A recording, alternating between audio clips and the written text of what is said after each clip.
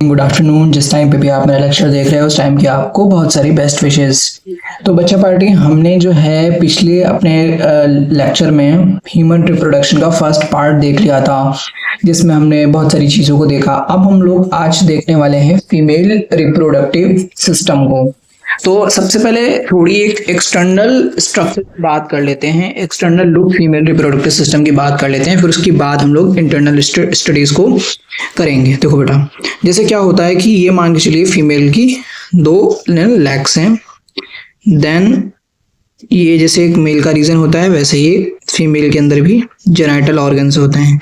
तो जो फीमेल के जेनाइटल ऑर्गन्स होते हैं वो कुछ इस तरीके से दिखता है, ठीक है।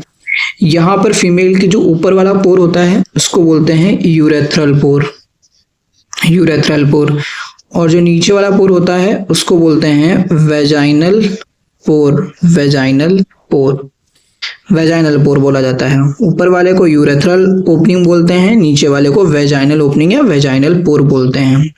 तो जो भी हम स्टडीज करते हैं वो इस वेजाइनल पोर के अंदर जो स्ट्रक्चर्स प्रेजेंट हैं, यूट्रस, फैलोपियन ट्यूब, सभी स्ट्रक्चर्स इस वेजाइनल पोर के अंदर जो हमें दिखती हैं, हम उनकी स्टडी करते हैं, हम उनके बारे में जानते हैं। तो आइए आपको समझाना शुरू करते हैं।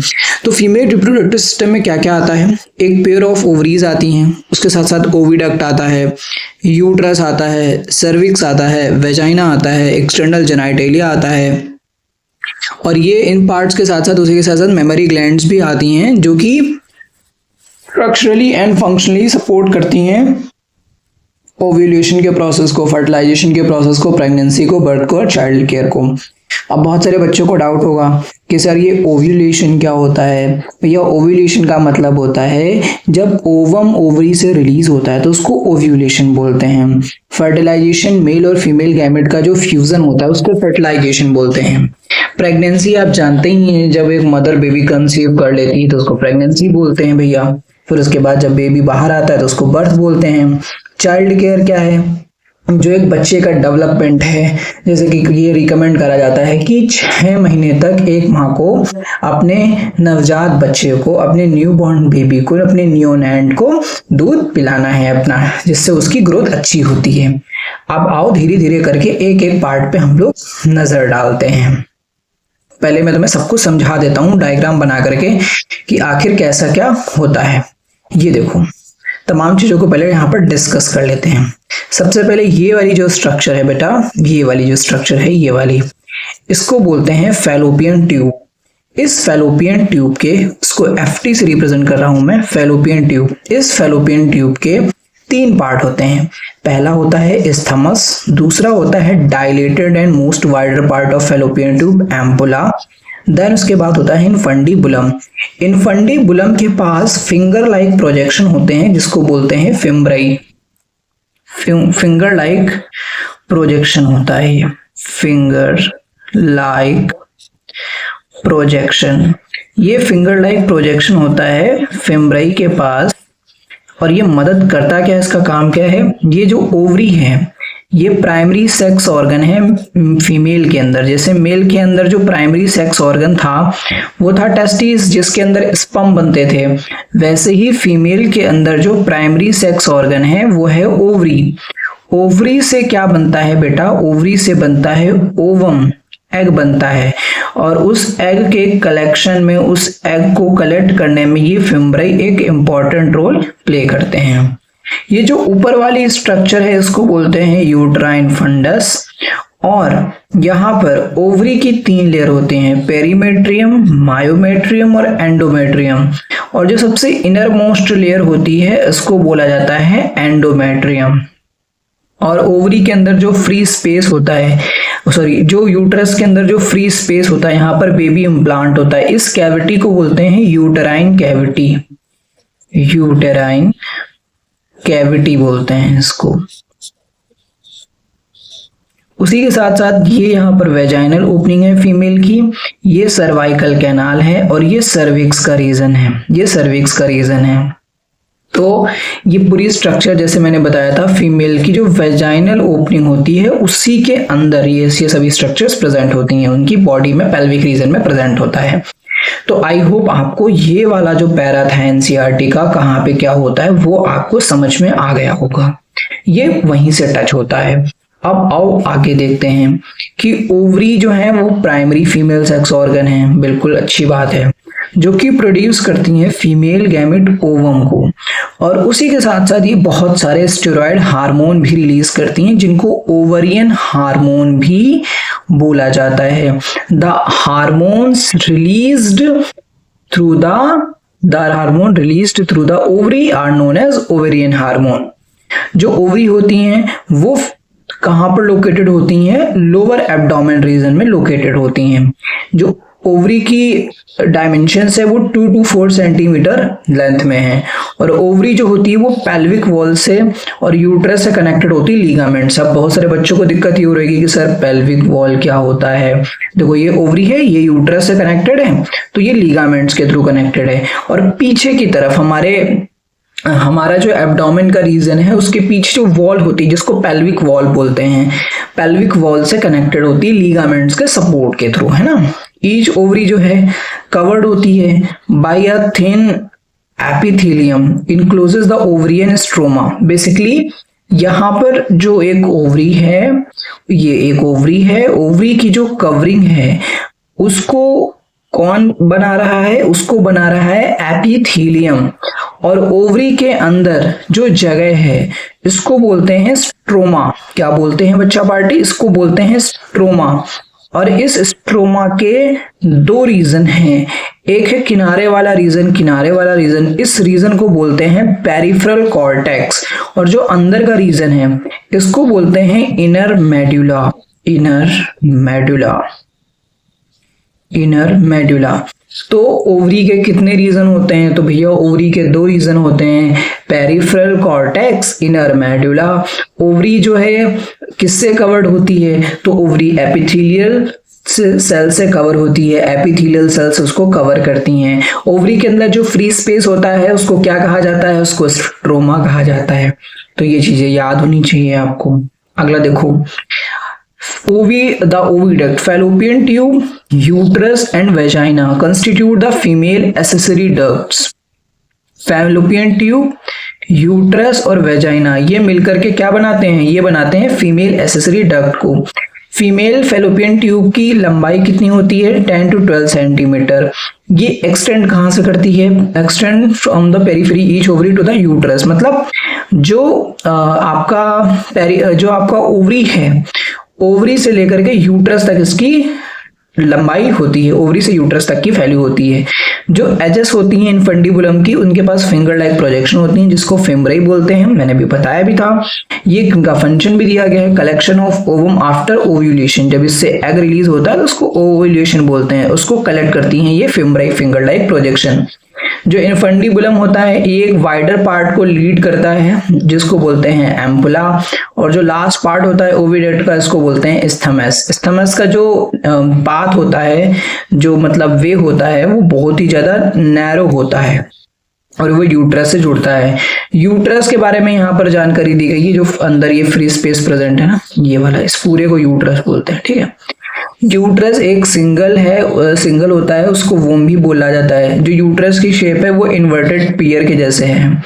ये लिगामेंट्स के सपोर्ट से होता है, पेल्विक वॉल से लिगामेंट के सपोर्ट से जुड़ा हुआ होता है। यूट्रस ओपन कहाँ पर होता है? तो जी यूट्रस ओपन होता है वेजाइना में। किसकी हेल्प से? सर्विक्स। मतलब यहाँ पर ये सर्विक्स है और ये नीचे वेजाइना। जो कैविटी ऑफ द सर्विक्स होती है उसको सर्वाइकल कैनाल बोलते हैं। तो जो यहाँ पे जो ये जो कैविटी प्रेजेंट है सर्विक्स में, उसको बोल देते हैं सर्वाइकल कैनाल। और cervical which along with vagina form the birth canal. मतलब सर्वाइकल कैनाल और यहाँ पर जो वेजाइना है ये दोनों मिल करके आपस में बनाते हैं बर्थ कैनाल। तो आपसे कोई पूछ सकता है कि भाई बर्थ कैनाल में की कंस्टिट्यूएंट बताइए, तो बर्थ कैनाल के कंस्टिट्यूएंट क्या क्या है? सर्वाइकल कैनाल और वेजाइना। जो यूट्रस की लेयर है, 3 लेयर होती हैं, पेरीमेट्रियम, मिडिल लेयर मायोमेट्रियम, और जो इनर लेयर है एंडोमेट्रियम। एंडोमेट्रियम की जो ये लेयर होती है, एंडोमेट्रियम की लेयर, ये अपने आप को थिक करती रहती है जस्ट बिकॉज ऑफ रेडी होता है ये बेबी के इम्प्लांट के लिए। लेकिन हर महीने तो फीमेल सेक्स नहीं करती, हर महीने ये बेबी तो इम्प्लांट तो नहीं होता। तो उस केस में क्या होता है कि जो एंडोमेट्रियल लाइनिंग है वो डीजनरेट हो गए as a menstrual fluid female की बॉडी से बाहर आना शुरू हो जाता है। आगे बात करेंगे जो फीमेल एक्सटर्नल जेनाइटेलिया है उसमें आपका मॉन्स पीविस आता है, labia majora, labia minora, hymen और क्लाइटोरिस आता है। मॉन्स पीविस का cushion fatty tissue covered by skin. अब मैं जरा इसका डायग्राम बना करके आपको समझा देता हूं कि क्या होता है। देखो यहाँ पर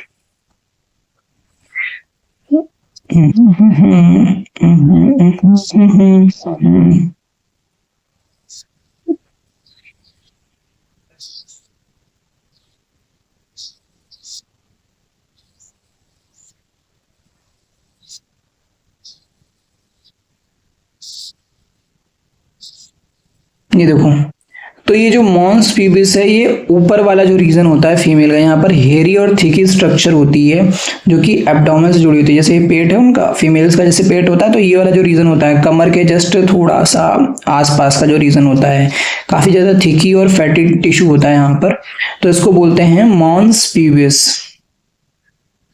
और इसके बाद लेबिया मेजोरा है जो कि थिक फोल्ड्स ऑफ टिश्यू हैं, और उसकी के साथ साथ आपका मॉन्स पीविस है जो कि सराउंड, लेबिया मेजोरा जो होता है मॉन्स पीविस से इस वाले रीजन तक ये पूरा फैला हुआ है, ये जो है लेबिया मेजोरा है। उसके बाद लेबिया मेजोरा के बाद लेबिया माइनोरा आता है। लेबिया माइनोरा जो देखो बाहर वाला लेबिया मेजोरा है, और ये अंदर वाला, ये वाला जो अंदर वाला रीजन है स्किन का, जो फोल्ड स्किन है, इसको लेबिया माइनोरा बोलते हैं, लेबिया माइनोरा बोलते हैं। ठीक है, labia minora are pair folds of tissue under the labia majora. The opening of vagina is also often covered by a membrane called hymen. The clitoris is a finger fin-like structure which lies at the upper junction of two labia majora above the urethral opening.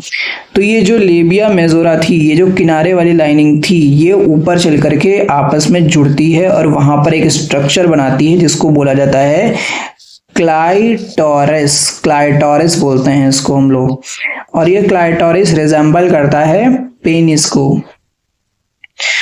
ठीक है, एक बात और समझेंगे यहाँ पर, जो हमारी फीमेल्स के अंदर ये जो वेजाइना होती है उनकी, उस वेजाइना पर बेटा एक मेम्ब्रेन, एक कवरिंग होती है एक मेम्ब्रेन की, that membranous covering is known as, that membranous covering is known as hymen। इसको हाइमन बोलते हैं। तो ऐसा माना जाता है कि जब एक फीमेल फर्स्ट सेक्सुअल इंटरकोर्स करती है तब ये हाइमन टूटती है और उनकी वेजाइना से ब्लड रिलीज होता है। तो बहुत सारी सोसाइटीज की ये मान्यता है कि अगर फीमेल ने फर्स्ट टाइम सेक्स करा और उसका ब्लड रिलीज नहीं हुआ है, मतलब अगर किसी ने मेल और फीमेल ने आपस में सेक्स करा और फीमेल का ब्लड रिलीज नहीं होता है, तो क्या होता है, सोसाइटी ये कहती है कि उस फीमेल ने पहले भी यानी कि सेक्स कर लिया है, तो it's not indicator of virginity. It's not indicator of virginity, सबसे इंपॉर्टेंट बात है यहाँ पे, वो हाइमन जो है इंडिकेटर नहीं है वर्जिनिटी की, किसी फीमेल ने सेक्स करा या नहीं करा। कई केसेस में क्या होता है, जो हाइमन होती है ये पहले भी टूट चुकी होती है just because of hard physical activity कोई फीमेल कर रही है, खेतों में खूब काम कर रही है, साइकिल चला रही है, जिम्नास्टिक कर रही है, रनिंग कर रही है खूब ज्यादा, तो उससे भी ये हाइमन जो है वो टूट सकती है। और ये हाइमन जो है काफी सारे केसेस में क्या होता है, इस बात की भी कोई गारंटी नहीं है कि कई केसेस में जो हाइमन है वो सेक्स करने के बाद भी ये हाइमन परसिस्टेंट रह सकती है। तो यानी कि आप ये बोल सकते हैं कि जो ये हाइमन है it is not a sign of virginity. इस बात को समझेंगे। अब आगे देखेंगे, आगे है कि functional mammary gland is characteristics of all females. Memory gland है, जैसे कि ये मतलब मान के चलिए ये फीमेल है, तो फीमेल के पास क्या होती है, फीमेल के पास मेमोरी ग्लैंड भी होती है।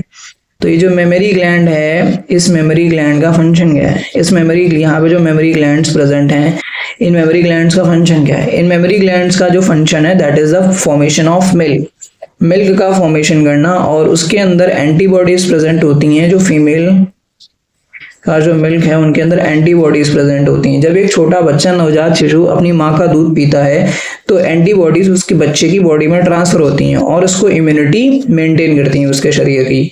तो इसी वजह से क्लोस्ट्रम बोलते हैं उस जो मदर मिल्क होता है उस इनिशियल डेज का, उसको क्लोस्ट्रम बोलते हैं। और वो rich in nutrients and rich in antibodies होता है। अब मेमोरी ग्लैंड की कुछ स्ट्रक्चर दी गई है यहाँ पर कि जो उनका ग्लैंडुलर टिश्यू होता है वो 15 to 20 मेमोरी लोब्स में डिवाइड होता है। ये मान इनके चलिए यहाँ पर ग्लैंडुलर टिश्यू 15 से 20 lobe containing cluster of cells called alveoli, और इसी ग्लैंडुलर टिश्यू के अंदर एल्वुलाई प्रेजेंट होती हैं, बहुत सारी छोटी छोटी। The cells of alveoli secrete milk which is stored in the cavity of alveoli। ये देखिए मैं आपको एक अलग से बता देता हूँ। मान के चलिए ये एल्वुलाई है, यहाँ पे मिल्क सिक्रीशन हुआ तो ओवरी के अंदर जो एल्वुलाई के अंदर जो खाली जगह है यहाँ पर मिल्क कलेक्ट हो जाता है।